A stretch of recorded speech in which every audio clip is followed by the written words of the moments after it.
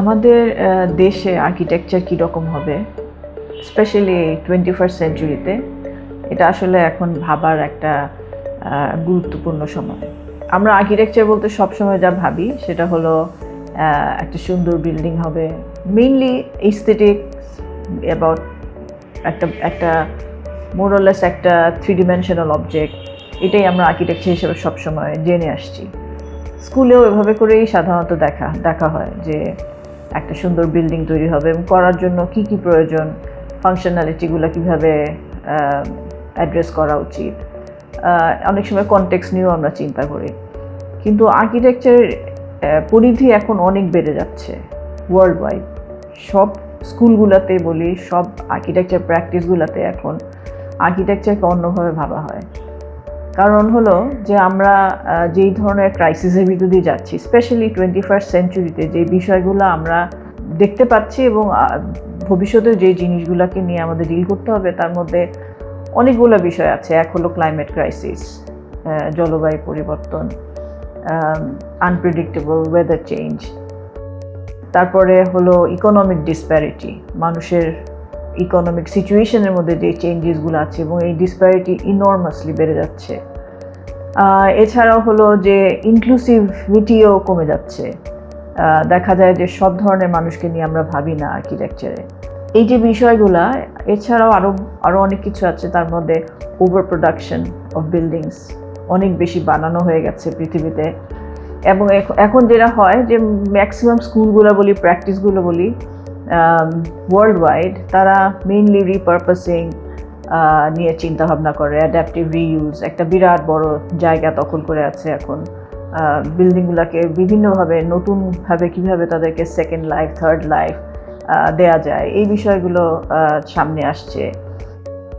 নতুন ধরনের মেটেরিয়াল নিয়ে চিন্তা ভাবনা, এটাও একটা ইম্পর্টেন্ট চিন্তা, যেটা আমরা এত ইনর্মাস অ্যামাউন্ট অফ ওয়েস্ট তৈরি হয়েছে through out the last centuries. এই ওয়েস্টগুলোকে আমরা কীভাবে মেটেরিয়ালে ট্রান্সফর্ম করতে পারি, এটাও একটা চিন্তা ভাবনা, যেটা খুবই ইম্পর্টেন্ট। এই ধরনের প্রচুর রিসার্চও হচ্ছে যে আমরা কার্বন নিউট্রাল কীভাবে হতে পারি, কীভাবে আমরা যেগুলো অলরেডি আছে বা ইভেন ন্যাচারাল মেটেরিয়ালসগুলোকে কীভাবে আমরা মোর ইউজেবল মেটেরিয়ালে আনতে পারি, যেটা এক সময় হয় না যে খুব easily sink back to earth হতে পারে। সো এরকম ধরনের মেটেরিয়াল রিসার্চ হচ্ছে।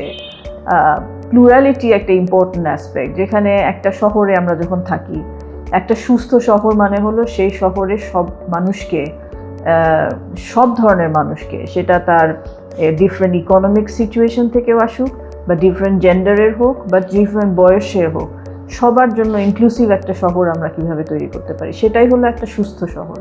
এবং আমি মনে করি এই যে কম্পিটিশনটা লঞ্চ করা হচ্ছে, এখানে আমরা মেইনলি একটা পার্ক চুজ করেছি অ্যাজ আ কম্পিটিশন সাবজেক্ট।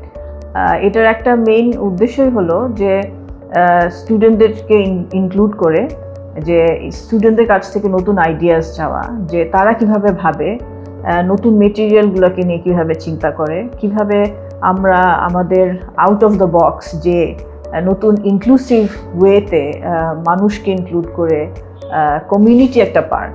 এটা কিন্তু একটা বিরাট বড় পার্ক না, ছোট্ট একটা পার্ক, বাট সেখানে কমিউনিটি, যেই কমিউনিটির জন্য তৈরি করা, সেই কমিউনিটিকে ইনক্লুসিভলি নিয়ে এসে কীভাবে একটা ডিজাইন প্রপোজাল দেওয়া যেতে পারে, যেখানে হয়তো অনেক বেশি বিল্ড এনভায়রনমেন্ট থাকবে না, বাট ল্যান্ডস্কেপ এবং যে ছোট ছোট বিল্ড জিনিসপত্র থাকবে, সেগুলোকে মিলে একটা স্পেস তৈরি করা, যেটা মানুষের মেন্টাল হেলথের জন্য, মানুষের সোশিও কালচারাল যে অ্যাক্টিভিটিগুলো আছে, সেগুলোকে জেনারেট করতে পারে।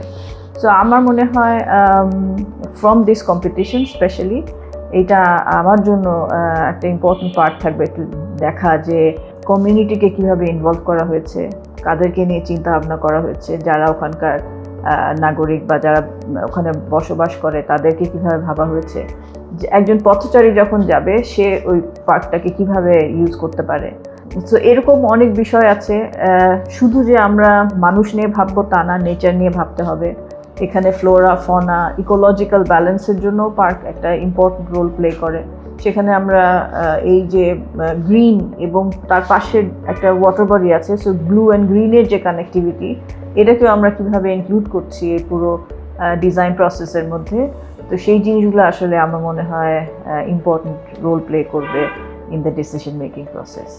রাজুক আর ইউনপসের উদ্যোগে এই কম্পিটিশনটা যেটা লঞ্চ করা হয়েছে স্টুডেন্টদেরকে ইনভলভ করে, একটা ছোট্ট পার্ক ডিজাইনের আইডিয়া কম্পিটিশন, আমি এইটাকে একটা শুরু হিসাবে দেখতে চাই, যেটা একটা কনভারসেশনের শুরু, যেখানে আমরা কিভাবে আর্কিটেক্টদেরকে, স্টুডেন্টদেরকে এই শহর গড়ার কাজে ইনভলভ করতে পারি।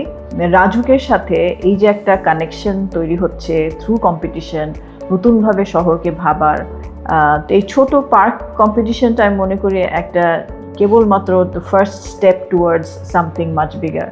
তো সেই জন্য এটা একটা অত্যন্ত পজিটিভ একটা প্রয়াস, এবং এটাকে আমি সাধুবাদ জানাই, এবং আমি মনে করি এর সাথে সাথে আমরা আরও সামনে এই ধরনের আরও অনেক গুরুত্বপূর্ণ কাজে রাজুকের সাথে ইনভলভ হতে পারবো ইউনপসের থ্রুতে।